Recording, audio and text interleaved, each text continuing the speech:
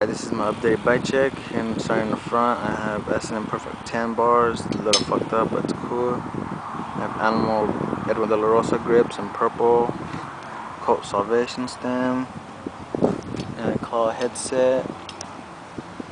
I have Animal Tom White tires, 20 by 2.20, Primo 7 series rim, base to a Primo N4 FL hub with a Shadow little one peg.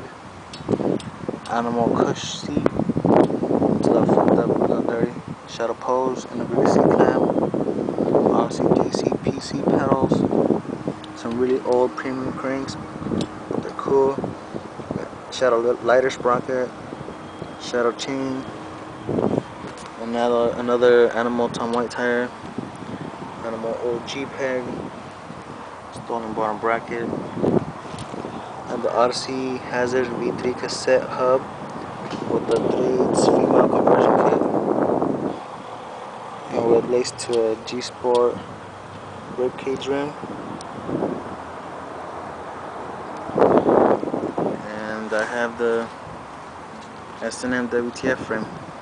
Yeah, it's fucking sick. Here I show you the forks in the frame right now. Here's the forks. Here's the dropouts.